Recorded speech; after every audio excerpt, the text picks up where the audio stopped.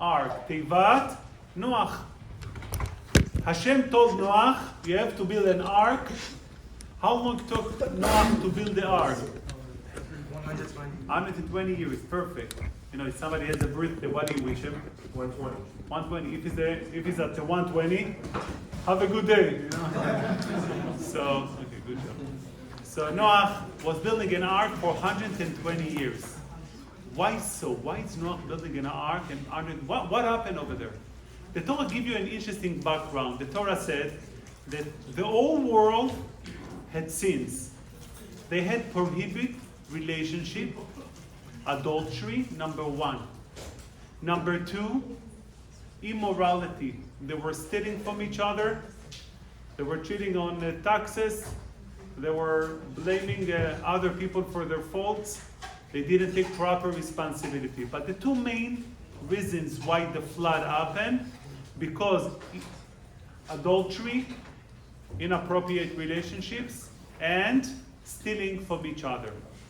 The Torah said the impact was so bad to the world to the extent that the animal as well had prohibited relationship, meaning they intimate with different species because of man's behavior. So God said enough is enough, and since enough is enough, said God, I'm going to make a mabul. What's the whole purpose of the flood? All purpose of the flood was to recycle the whole world. To tell the world, no more messing up. You cannot exist anymore in the world. And therefore, said God, yeah, perfect. And therefore, God said to the generation, I'm going to wipe you all. I'm going to laundry the whole world. The flood had a lot of hot boiling water. There will be a flat new world. So Noach comes out to the world and begin afresh, a restart of a new generations. When we came out of the ark, when Noach came out of the ark, God said the following: from now on, there will be no more flood. Why? Said God, you know what? I regret. I decided going forward, I'm not going to do flood anymore. If you think about it, God, it's not fair.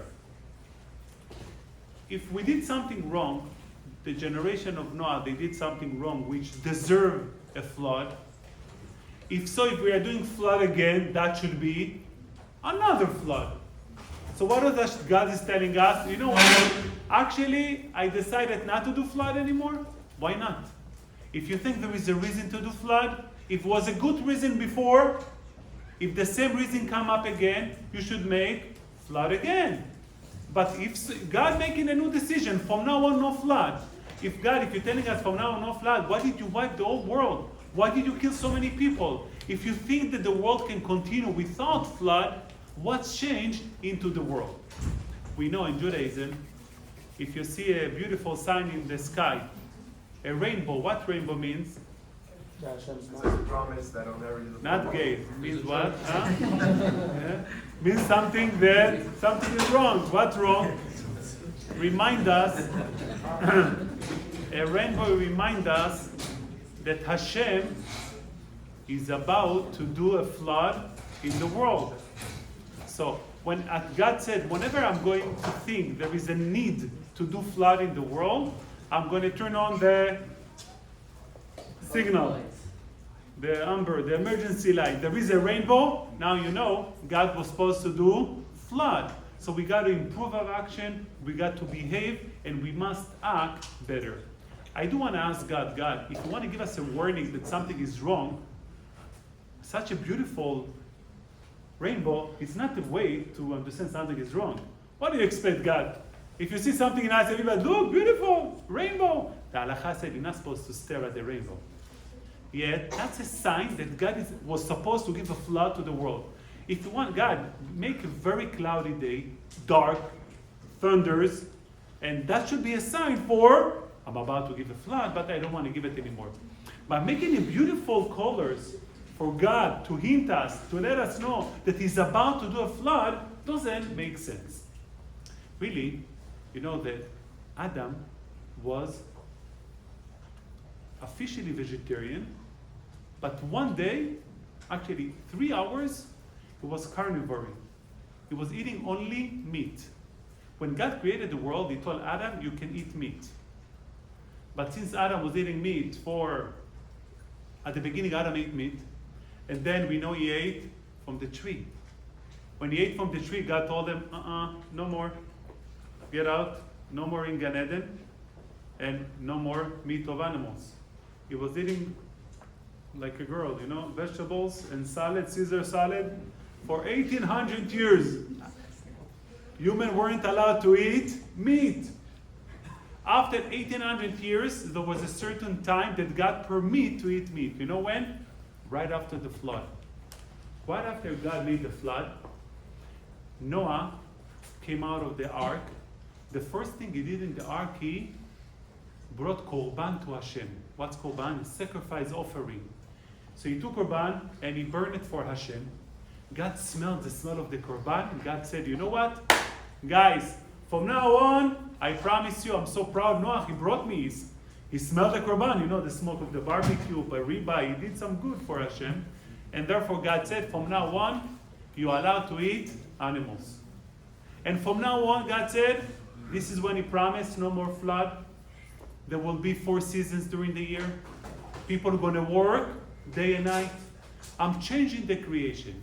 So again, that brings us with the unbelievable question, what's changed? How come right after the flood, we have no more flood guaranteed, and God telling us you got to work hard, day and night you're supposed to work, and God is telling us you're allowed to eat meat. You can work without meat, no? Some people do work without eating any meat. So what's the message? What's going on in the flood? What's the message God is giving us for our life to understand that after the flood, there will be no more flood. There is a big change happening in the world. So in order to understand, we need to go on day 1 of creation. When God created the world was a perfect world. Why did God create the whole world? For who? For Adam, for us. So Hashem told Adam, everything you see in this world, it's yours. One thing I'm asking you, said Hashem to Adam, one thing, do not ruin your action so you're not going to destroy the world. Pay attention. One request and you have everything in the world. We know that Adam, unfortunately, right after we just spoke, he ate from the tree. When Adam ate from the tree, God told them, from now on, God cursed the land. It was easy. They used to plant one seed. A few hours after, you have wheat. Torah said that Adam and Eve went to the bed together. They got up, there was already a child. There was no process required in the world. Can you imagine today, getting to sleep, you get into your room, and then you have a child right after, no 9 months of pregnancy, no length. There was no work, no effort in the world. So God told Adam, from now on, no more. בזיעת אפיך תאכל לחם. You got to work hard in order to make living. It will be difficult for you. Adam woke up to a new world the second day, and he realized what a messed up world he has. You got to work hard to make living. We all experience that, right? Unless you go to the casino, then you're losing it. But to make living, actual money, and you want to keep it up for a while, takes time, a lot of effort. So Hashem telling Adam, you're not allowed from now on to eat any more meat. And from now on, you're going to work so hard. You're going to sweat yourself in order to work the land. What was the feeling of Adam toward the land, toward animal? It was very resentful. Can you imagine? You know what's special about, in such a case, being resentful? Good friend of mine. I saw him 3 weeks ago in an event.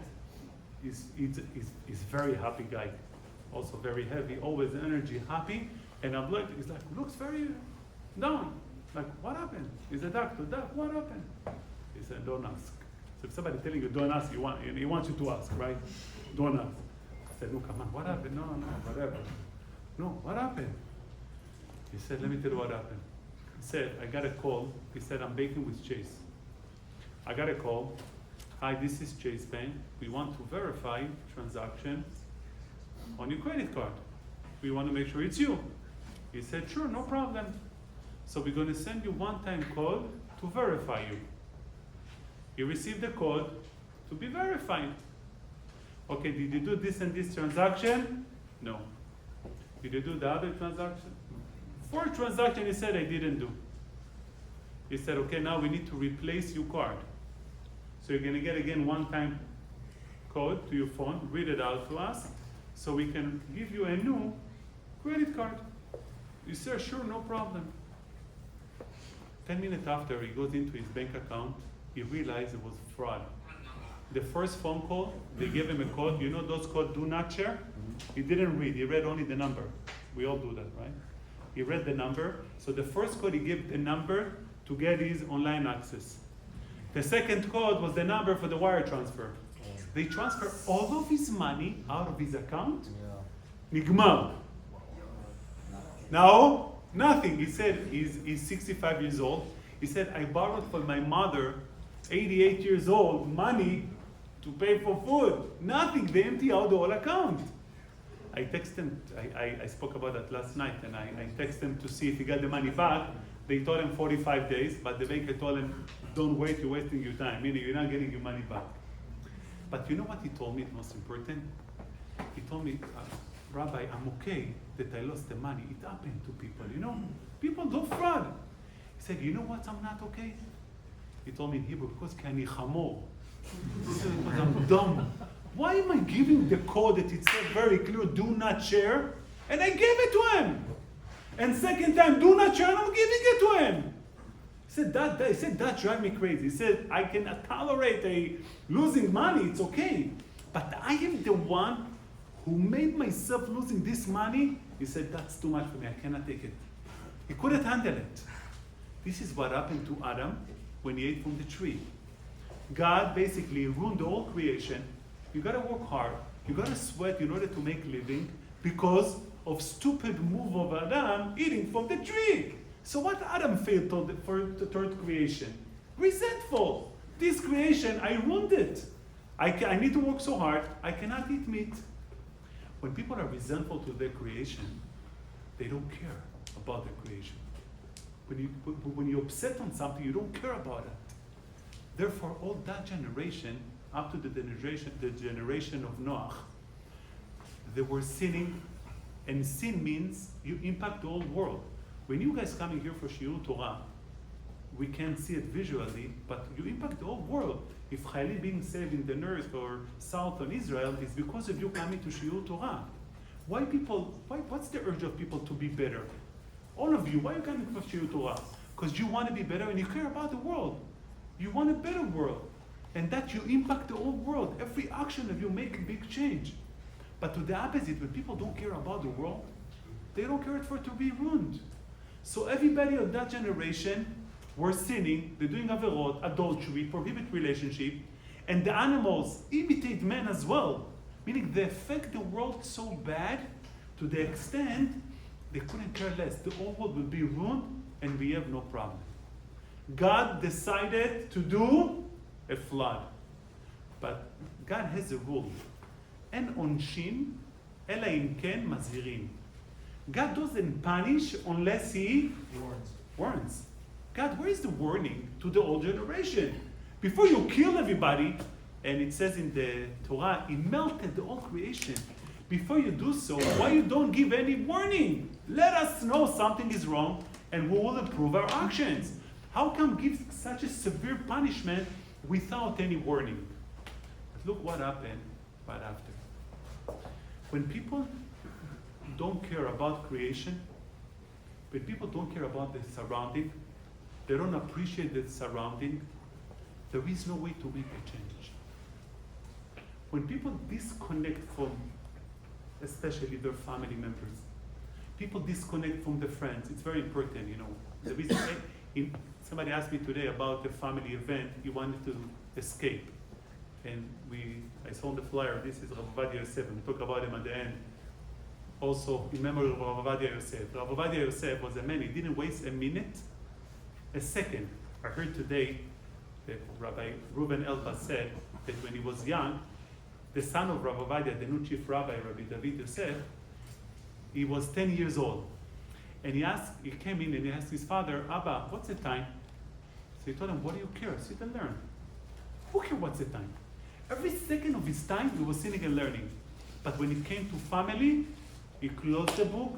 Every family event, he went. Because family, it's above everything. Why? Family, it's something that you connect naturally. And you must maintain it no matter what.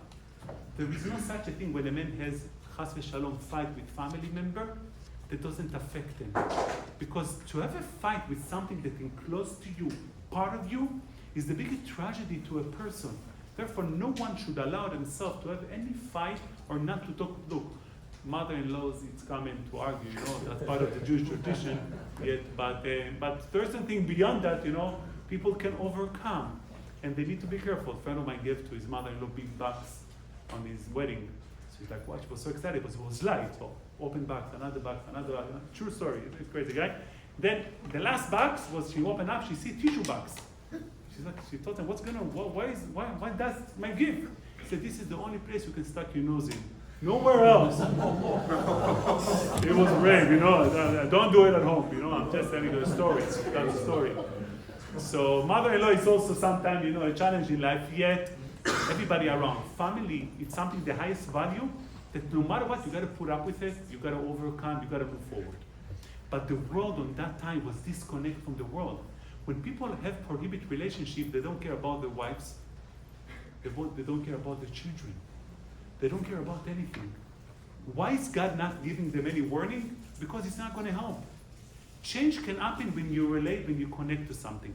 When you don't connect to your surrounding, when you don't appreciate your surrounding, there is no way to create a change. Therefore, God destroyed the whole world. People are not connected to their surrounding. The world cannot continue, except 8 people. Noah, wife, and his children. Those 8 people were in the ark. Do you think they were better than others? Yes, because they were saved.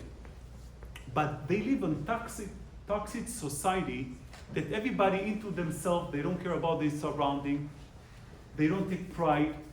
These people supposed to restart a new world. They need what? A rehab.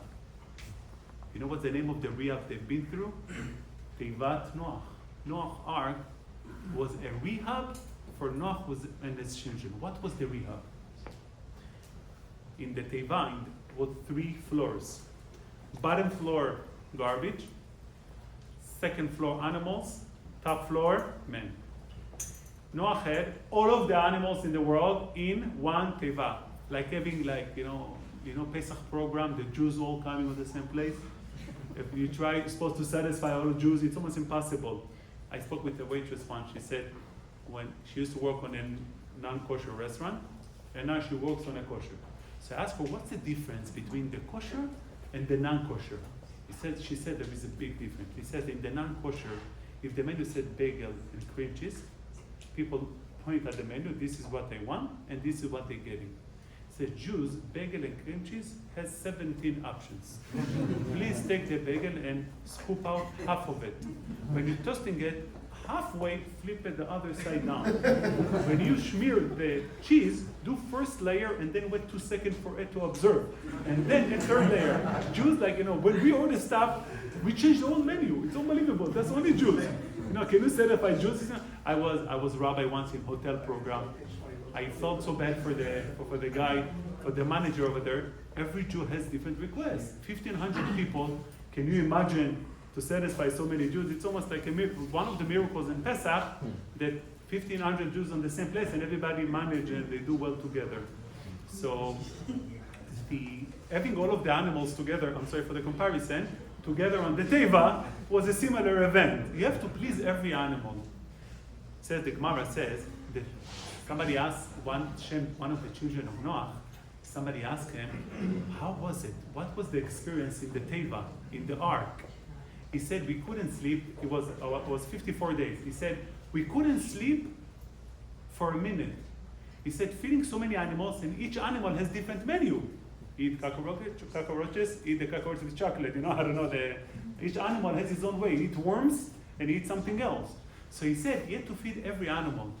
When Noah came out of the ark, by the way, the Torah says that Vayetze ach Noach. Noah came out with pain out of the ark. Not because he didn't sleep. He was limping.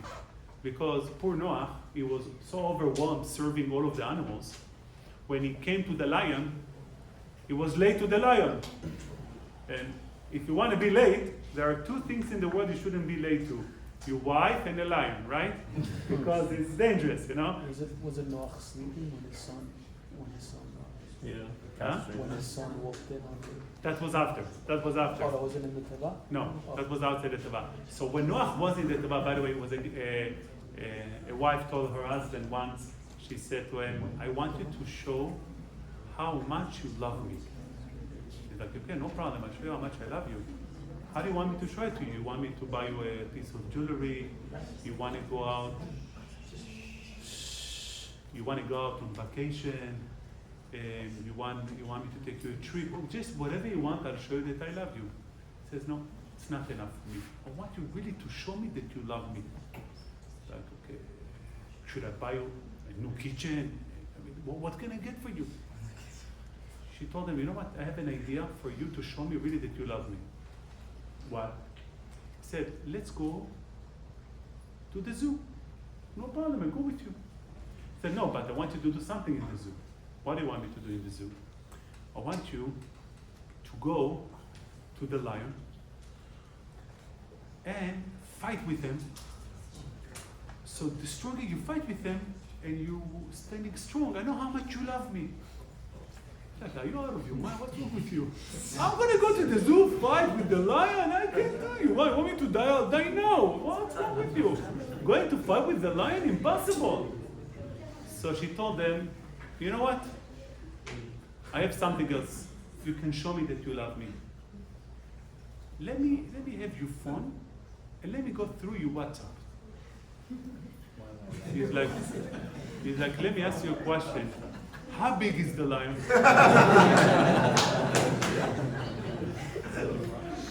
Lion is something you don't want to mess up with, okay? But there is something greater than that.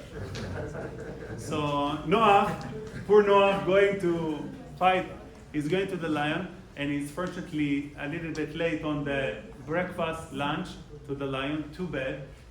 So lion was very upset. So he gave him a nice kick, just to remind them, don't do it again.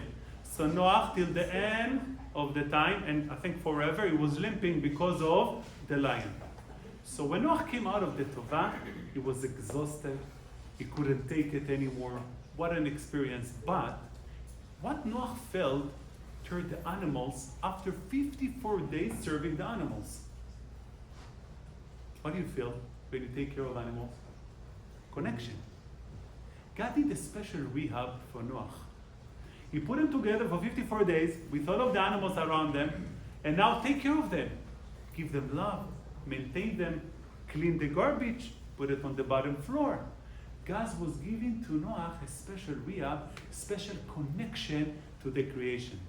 I have a friend of mine, an Israeli hard one, that his daughter decided to buy a dog, and he doesn't like dogs.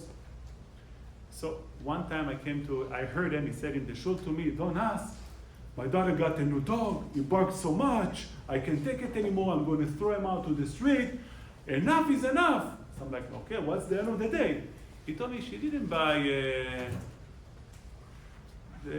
German Shepherd, She bought something, those who barks all day. There were, Chihuahua. Yeah, it was a Chihuahua. There were two guys, going to the canyon, the mall in Israel. And one had a German Shepherd, and the other one had Chihuahua. So they were going to enter to the canyon, to the mall, and they said, no dogs. No dogs. Then, but they see ahead, there is somebody over there with a dog. He said, he's a blind guy. Blind people are allowed to walk with a dog. He said, oh, we didn't know, thank you. They went to the other entrance, to the other side. And they walked like that with the dog, and the other one came with the German Shepherd. Said, hi, how are you? No, I'm here. Okay, hi, how are you? Okay. Oh, okay, come on in, go this way. Oh, you go this way, perfect. The other one come with the Chihuahua, okay? So you walk with the Chihuahua. I go, hi, how are you? How are you? No, I'm here. He's like, dude, don't play the game. You have Chihuahua, I mean. Well, you're not blind. He's like, what, they gave me Chihuahua, you sure? So when somebody had Chihuahua, it's also an experience. So my friend had a Chihuahua, and he was very upset. A month and a half after, I ate by him. And it was, the white one was like, and so I ate by him. After lunch, I hear him arguing with his wife, who's going to walk the dog out. He said, I'll walk the dog out. And she said, no, I'll walk the dog out. Look at him, Isaac, are you okay? You want to throw the dog away from your house. What happened? He said, Rabbi, listen, I took the dog out a few times a week and I got connected to the dog. Now I want to take it out. That was Noach in the Teva. Noach in the Teva was a rehab to connect to the world, to create creation. How do you connect to something? When you invest, when you give, when it's becoming part of you. When Noach walked out of the Teva, it was first time in creation where a man takes an animal and sacrifice the animal to Hashem. You're bringing a korban. What korban means? Something that represents you. That means Noach felt that the animal belonged to him, and something that represents him, he bringing to Hashem. When Hashem smelled that smell, when people take ownership in the world, Hashem said, from now on, no more flood. But what else Hashem said? There are going to be 4 seasons. People are going to work day and night. Meaning, I'm going to give the people new meaning in their life. I'm going to let people connect to the creation, work hard, make living. Hashem said after, the final sentence was, you are allowed to eat meat.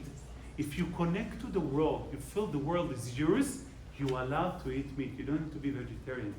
You deserve it. The world belongs to you, the world is you. The only way to prevent people from sinning, said God, by giving them a sense of ownership and sense of pride, to take entitlement, to appreciate what they have. Said God, the final step was, if there will be a time that I needed to do a flood, what I'm going to do, God said? Rainbow. Why? If we are sinning, what's the problem? We don't know about it. We don't know about it. But what's the issue? Where's the issue? Why people are sinning? They don't take pride. They don't connect to what they're doing.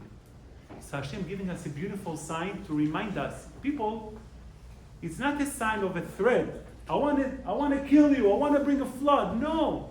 It's a sign of encouragement. I want you to take pride.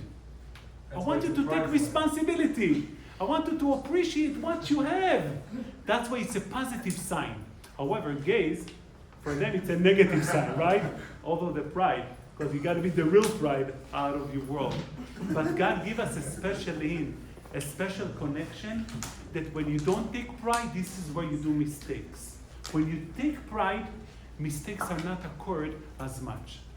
We are in a world that in general people don't take pride. A contractor, any builder, he will build houses to the extent not to get a lawsuit. This is the highest level he can reach. No one built to the extent, I bought a pre-construction house somewhere, so I wanted to check after construction on the website to make sure it's much what they promised me. Guess what? Website was down. No more website. Because now I cannot sue the guy, so he doesn't need to do it anymore. People don't take pride of the work. We are in a world, unfortunately, we don't take pride of what we are doing. And therefore, people do minimum, bare minimum, not to get lawsuit. We do the minimum that we can. We don't want to do more than that because we don't feel connection to our creation. I want to extend it to something very, very, very sensitive. And I want to share with you a sad story. On Parkland, when this guy shoot so many kids over there, remember? 7 years ago? When was it? So we are in Shorashim. It was more, 7, 8 years ago. We are in Shorashim. We had a lot of young teenagers. We decided to do Nichum Avelim, to go to the houses of parents, to comfort them for the tragedy they've been through. The experience varied between one house to the other. In one house, the father just cursing this F guy and F guy and F guy, no meaning. one of the houses, we came on Motzei Shabbat. By the end of Shabbat, we came to the house, lucky us, they didn't have any visitor. They didn't want to have visitor Motzei Shabbat.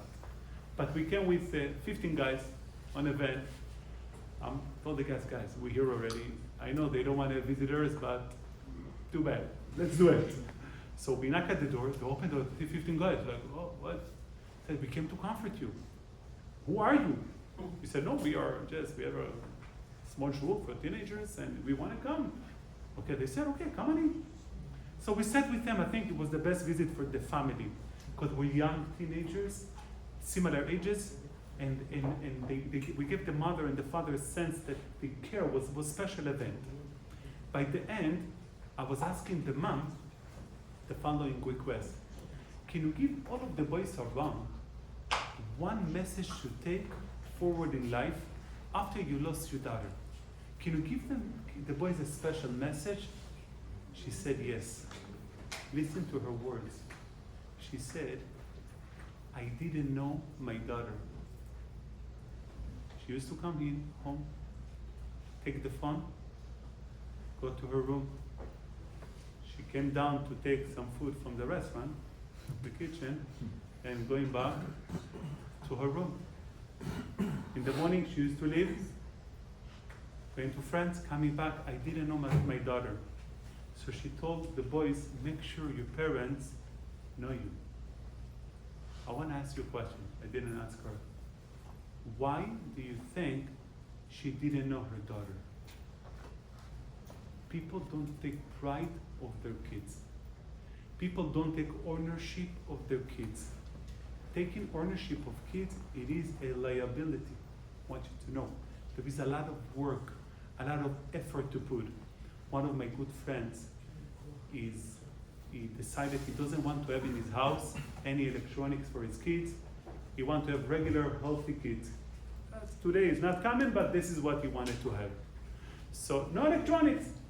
His father, his daughter is a year and a half old. He bought for her an iPad.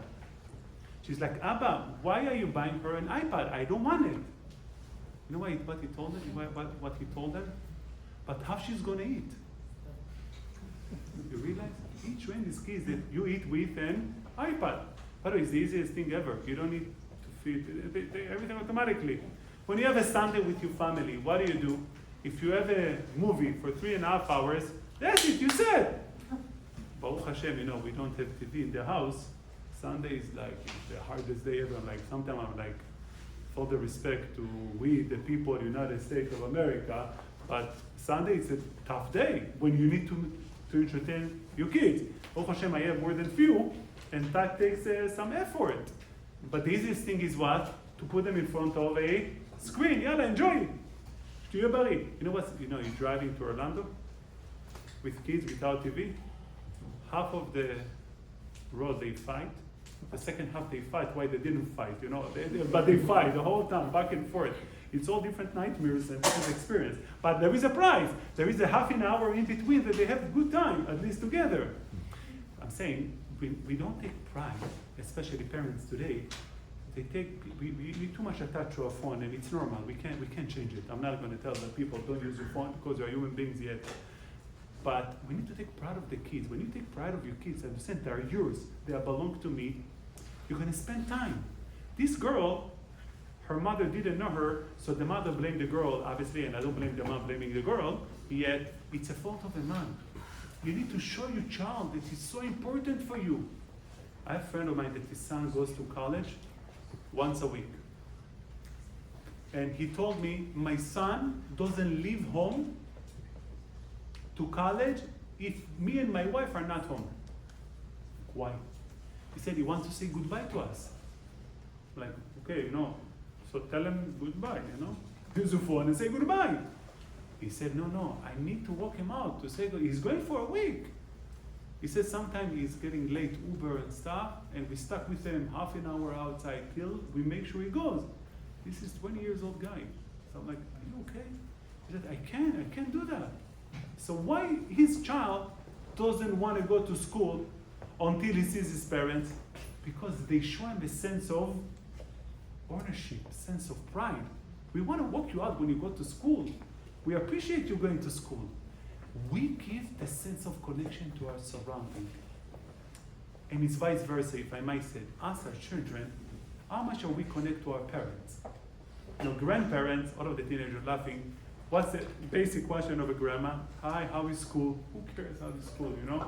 But grandma has nothing to ask, nachon? So she asks, how is school? Parents, do you take pride of your parents? Do you connect to your parents? We have a responsibility to relate, to connect to our surrounding, to take pride of our parents, to appreciate who do we have around us.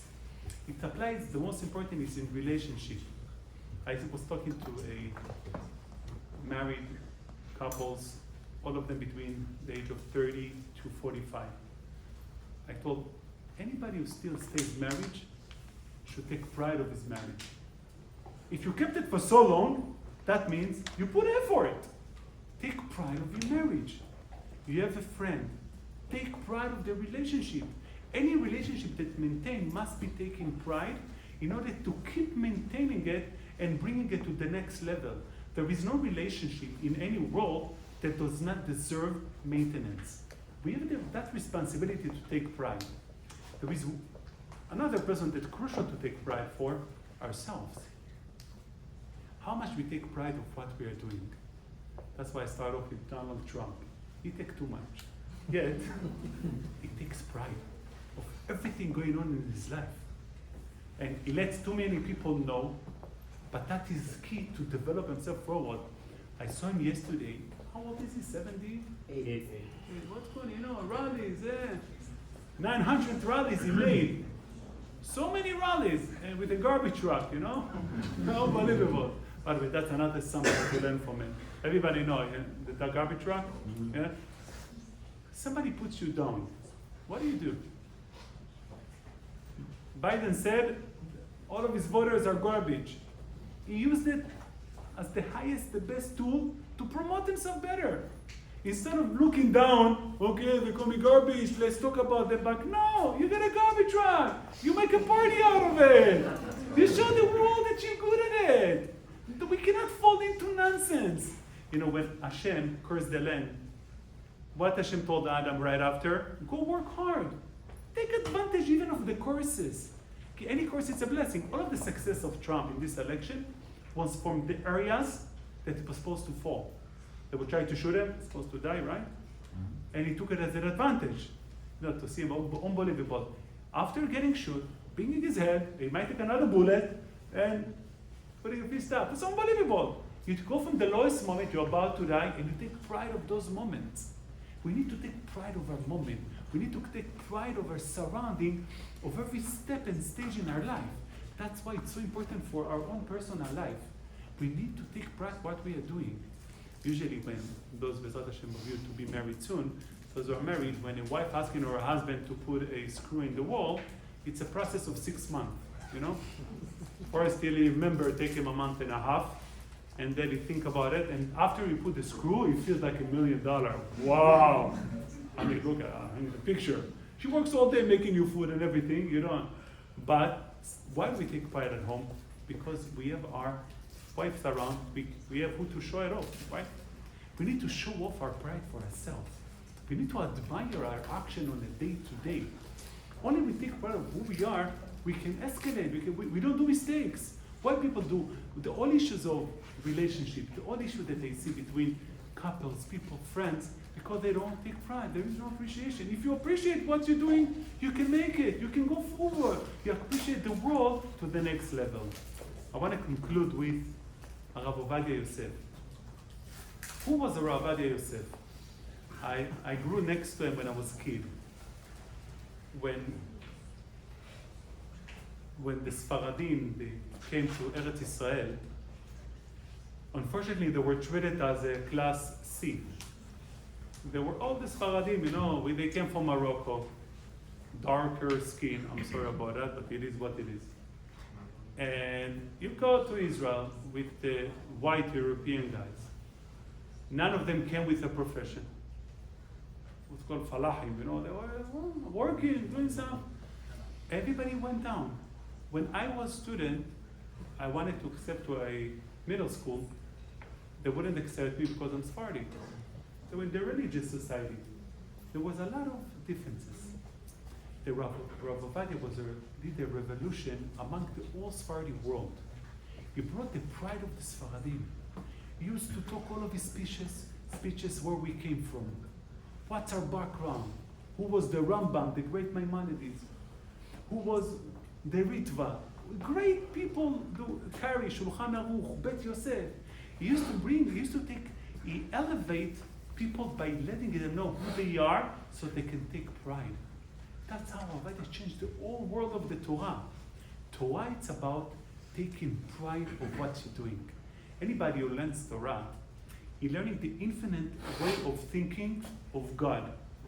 When my wife and I went to vote, and you saw everybody around trying to give you signs who to vote for. I don't know what they're thinking. Usually you're coming and you know what you're doing, hopefully. But they're trying to hint you. And we were discussing that the Republicans of today are the Democrats of 30 years ago. So what's going to be to the world 100 years from now? We're all not going to be here, I promise you, Maybe anybody here under 20, 120, maybe you're going to make it. 118, Mashiach Bezrat Hashem. So, and what's going to be with the world? Will be disaster, right? There are no morals. Abortion, that's one of the main topics that was in the election. Baruch Hashem in Florida, we voted no. But abortion, 40 years ago, nobody thought it's, people hide it, it's not okay. I'm sorry to say, but the gay movement, 40 years ago, I was eating with guys in a restaurant, Easy Smokehouse, you remember it was here in Aventura, in the waterways. So we're waiting over there, and they were talking about gays, the perspective of the Torah. So somebody told me, Rabbi, I'm telling you that I'm gay, what would you do? So I'm going to add you to the Misha Berach list, because you're sick. Well, you're sick people, let's be realistic. So a waiter next to us, he heard that. So the guys told me, Rabbi, shh. I'm like, why shh? This is the perspective of the Torah. You shouldn't hide it. But the morality changed. There is only one way to control morality, via religion. Torah, on the Orthodox way that never changed, it's a formula lifestyle that remains for 3,000 years and never ever change and will never change. So I told my wife, we have nothing to worry. As long as we're raising our families on the life, on the fundamentals of the Torah, moral will remain always the same because there is no way to change. Everything already pre-written. Torah, it's a sense of pride. It's a sense of connection. When you come in here to SHUIR, to learn Torah, the way we started, it's a sense of connection. You need to take pride of yourself. You need to appreciate yourself. You need to get up in the morning, look yourself at the mirror, and says, God, wow, what a gift you have in this world. Have an amazing night.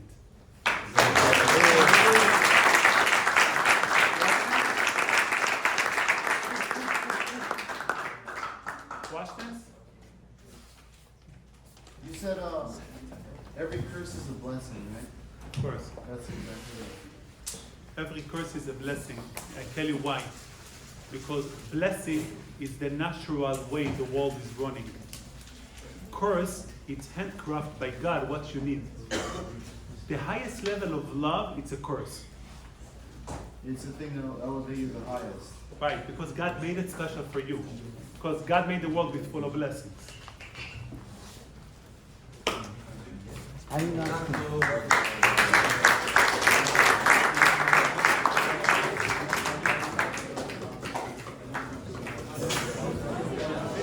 We have some announcements.